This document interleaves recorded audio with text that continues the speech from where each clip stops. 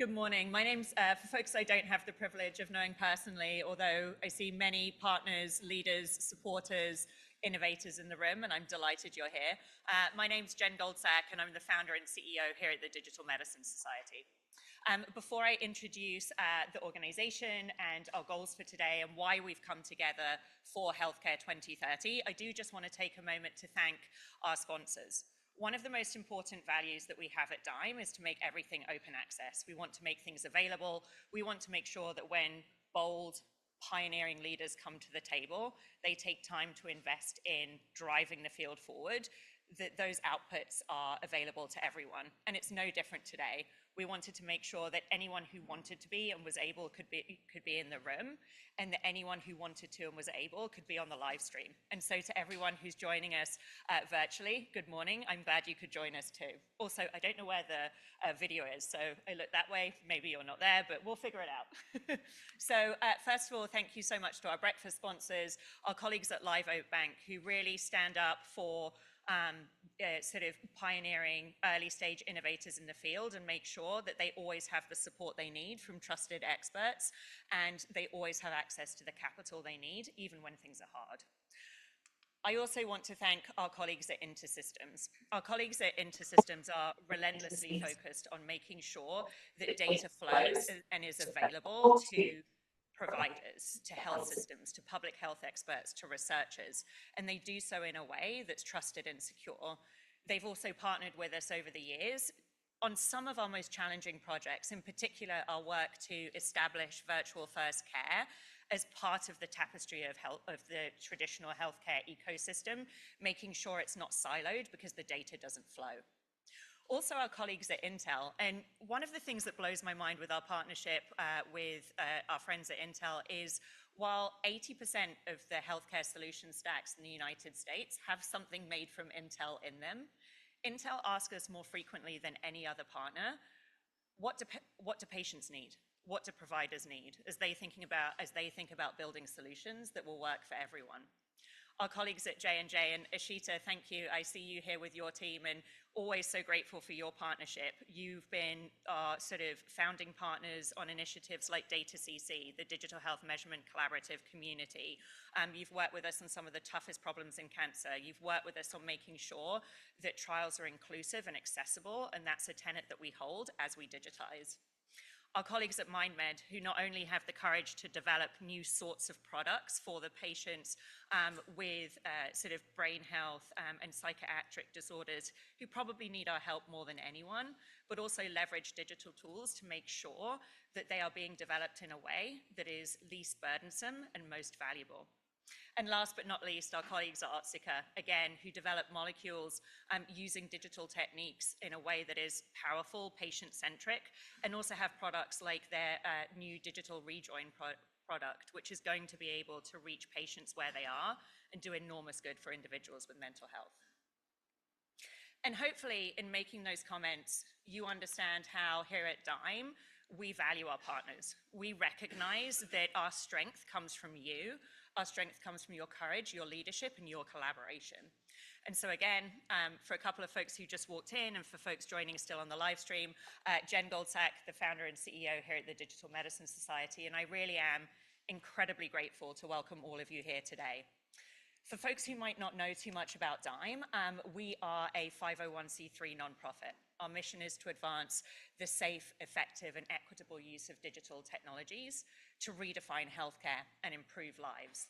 Our superpower is by sitting at the intersection of the boldest healthcare innovators, the bravest clinicians and researchers who turn up tirelessly every day to try and improve the lives of the patients our industry exists to serve, coupled with the best of our technology innovator colleagues, folks who are building the infrastructure, the tools, the solutions, making sure the data is available in a safe and secure way to really reimagine what it means to care for people in the digital era. And as we bring these leaders together, we think about the power of convening and collaboration. One thing that you won't see here is consensus. And as I would say to my husband is, if everyone's happy, everyone's miserable. So we really do, we really do think about, how do we actually bring experts together and do hard things? How do we push forward? How do we listen? And then what's our role at Dime of really figuring out where we need to drive the industry? We think about building and leading through pre-competitive work, and then we don't leave you. We don't leave you, our colleagues, our partners, to do this alone. We also think about education. We think about making sure that everyone has the skills to actually be successful. We think about sort of advisory work, both direct one-on-one, and also benchmarking solutions like the DIME seal, so we can make it easier for you to figure out what good looks like in a really complicated moment. And let's talk about this complicated moment. Today is really important, and there's a reason that we move so quickly to bring this exceptional group of speakers, and I'll thank you all properly in a moment, and all of you in the room together, and all of you on the line. I don't need to belabor the fact that we are facing economic headwinds in our industry, the fact that we are seeing the loss of health insurance across the country here in the US, the fact that we are seeing funding pulled from biomedical research, the fact that we are also seeing the cost of care increase dramatically, in part because despite all of the investment we are making and the efforts of every one of you in this room and all of the clinicians and researchers across the country and the world that we trust, people are getting sicker. It is a really hard moment. And yet, at the same time, there's enormous opportunity. There's courageous leadership from our government colleagues who are really thinking about if we are going to rely on technology as the solution, if that's the way that we manage ourselves out of this moment, if we think about supporting our clinical colleagues and the patients our industry exists to serve, how do we capture data? How do we capture technology? And industry is going toe to toe. We've invested hundreds of billions of dollars just in the last year in AI and data solutions alone, but it's a really complex industry. Understanding what the right solutions are for now and into the future is not clear. And as I think about all of the partners that we work with across the country and across the world who are making really hard decisions right now, we collectively know there's opportunity in technology. But if you're a leader with decision-making responsibilities, with budgetary authority, and you have very limited chips in your hand in order to make sure that your hospital is still here next year, in order to make sure that the R&D portfolio that you oversee for rare disease sort of drugs isn't cut from the company. If it's your responsibility to make sure a startup that you launched because of a personal story actually makes it, where are you placing your investments? We want to be the community, the organization that brings people together to make that clear. We want to bridge the gap between now, where we find ourselves on the brink of enormous opportunity, but enormous pain for both patients and all of us who are showing up to work every day, and connecting the dots between where we are and that future state. So I'm really, really delighted that you are all with us today, not just for a tremendous day of programming, but also for the launch of our impact thesis. Now, some of you know me, so you may find this surprising, but not even we are, I think, bold enough to say that we can solve the problem of the entire $4.8 trillion industry of US healthcare and $11.5 trillion sort of global industry. But for anyone who's also rolled their eyes while they've sat in a conversation with me about sort of AI innovation, when I ask the question, yes, but what's the plan? As we've talked about sepsis models and revenue cycle management, what's the plan? What are we actually doing here? What are we driving towards in these moments? What we've tried to do with our impact thesis is actually elucidate that clearly to give us all a shared North Star, so that as we have to make these decisions about where we invest and how we act, we can all be driving towards a sustainable future for our system no later than 2030, and obviously well beyond. We think about prevention. We think about the fact that we need to move away from a model where we sit in brick and mortar facilities patiently waiting for a patient to show up already with symptoms, potentially already suffering, and likely to have worse outcomes at greater expense than if we can find them earlier, care for them earlier. And we have the ability today to do that. We need to think about personalization. And I say this as someone who has sat in a doctor's office many times over the course of 2025 and had conversations about what treatment needs I have. Conversations that will make the difference between whether I live or whether I don't. To know that it's really nothing more than an educated guess, because none of the data that we're looking at relates to a patient like me. We have to make sure that that is no longer the case. And I say this as someone with enormous privilege, it is harder for many, many people to get personalized care. Technology can be modular, it can be data-driven. We have to act on that. It has to be an imperative. It has to be part of our North Star. And we have to have the courage to start measuring health outcomes. We have retreated in recent decades to an obsessive focus on process. Almost everything we look at and we measure, the definition of success is, but did we do X, Y, and Z? And on the one hand, health outcomes are a lagging indicator. We do need to have upstream benchmarks, but we also need to have the courage to answer the question of, does this work, or is this a good investment with, I don't know, how did it turn out for the patient that we were trying to care for? And that shouldn't be a ridiculous statement. And the reality is, we will not move towards value-based care or outcomes-based reimbursement unless we're actually measuring outcomes, unless we actually can come to agreement on what we mean by value. And that is something that we are all going to have to come to the table on. And it may seem redundant that as part of our sort of tenets of getting to a sustainable healthcare system, we talk about sustainability. We talked about this, we felt it was worth repeating. And when we think about sustainability here, we think about it for a few different sectors, actors, individuals. We think about delivering care that's actually financially sustainable, whether that's for individuals during kitchen table conversations or whether it's for society. We want to make sure that healthcare is professionally sustainable, that researchers feel secure in their tenure and in their careers, and that individual clinicians, whether it's physicians, whether it's occupational therapists, whether it's nurses, don't feel burnt out, don't feel exhausted, don't feel traumatized by following their vocation to spend a career caring for people. And the piece that is also really important is it has to be commercially viable. I look at the tens and maybe hundreds of billions of dollars being poured into health AI. I don't see where a lot of the ROI comes.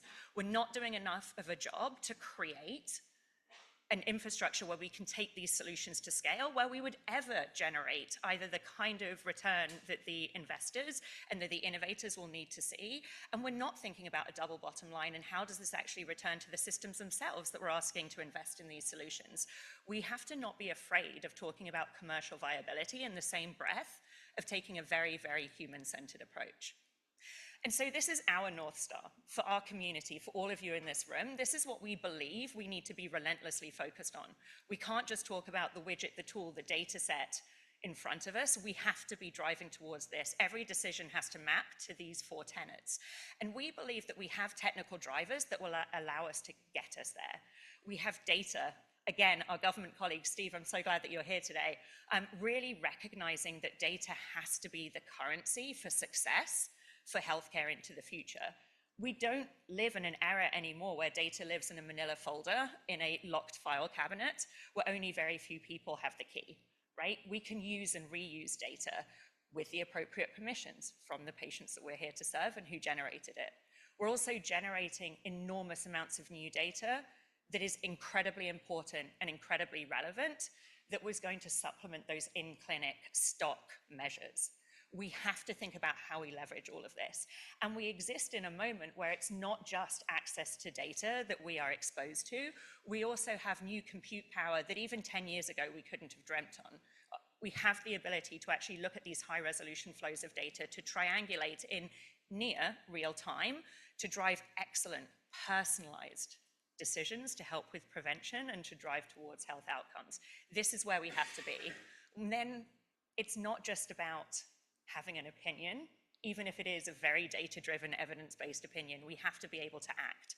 And so we think about connectivity and communication as absolutely essential to overcoming the maldistribution of clinicians and the patients who need them the most. We think about this as a way to reach people and patients in moments when they're activated and when we can do the greatest good, and when they're in moments of crisis and they need us more than ever. This is our charge, this is what we're thinking about. And I do want to talk a little bit about why I think DIME is the organization to do this.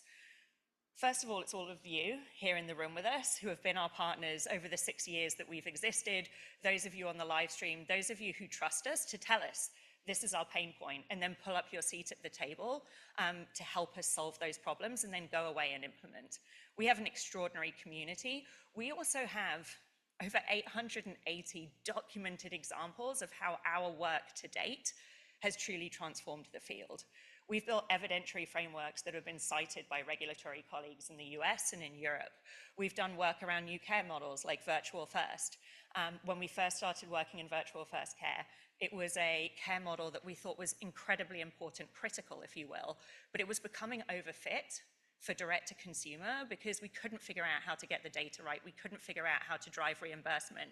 We did work with an incredible cadre of leaders to build out an open access payer virtual first care reimbursement toolkit, and we reduced time to contracting between our V1C colleagues and payers by 18 months. When you are a venture funded company, that is the difference between you making it and not. And now we see virtual first care as an essential integrated part of the tapestry of healthcare. And I think we helped. I think with our partners, we really drove that forward. And while I've probably already said too much, no one is yet running up to steal the microphone. So in shocking news, I'm going to make this about me for a second. As we look forward to 2030, that feels like a long timeline for me. At the beginning of this year, and for folks who don't know, over the winter holidays, I was diagnosed with late-stage colon cancer. Based on the prognosis at the beginning of this year, it wasn't clear that I should be standing here right now. I have been incredibly fortunate with access to experts and expertise, largely as a result of you guys in the room, that have put me in a really good situation. I've also seen how incredibly difficult it is to navigate this system. I have been so fortunate to be cared for by some of the most extraordinary, caring, compassionate individuals, and I don't know how they do it when I watch the conditions that they're working in. And I do just want to take a moment to say that the decision that I made to keep working, and Dan, who's hiding in the corner, Dan Carlin, our board chair and a very good friend of mine, I remember calling you. I mean, there were calls during emergency surgeries when I wasn't going to be coming into the office, but once we figured out what was going on, and Dan, I said to you, do you want to bench me? Do you want to put someone else in? What do we want to do to lead this forward? Because from what I've seen in the hospital and what I've seen in the procedure wing and what I've seen in the infusion center, we can't have the B team running the show. And Dan said to me, what do you want to do? You can do whatever you want. And I said, I want to keep working. And I want to thank all of my DIME colleagues. I can't imagine that it's very easy trying to navigate things when the boss has cancer and you never know whether you can ask me a question or not. And you have all stepped up. You've all shown tremendous courage. And for all of you in the room who have continued to stand by us and continue to trust that this is an organization that does exceptionally good things, that this is so much more than one person, and that you have all given me some very healthy distraction where I've been able to channel my frustration, my hurt, my actual pain on some days to something that feels really important. I really believe in our ability to move forward. I want to thank you, Dan. I want to thank all of my DIME colleagues. I want to thank all of you in the room for continuing to be part of this. And I'm excited to still be here so we can look at our success in 2030.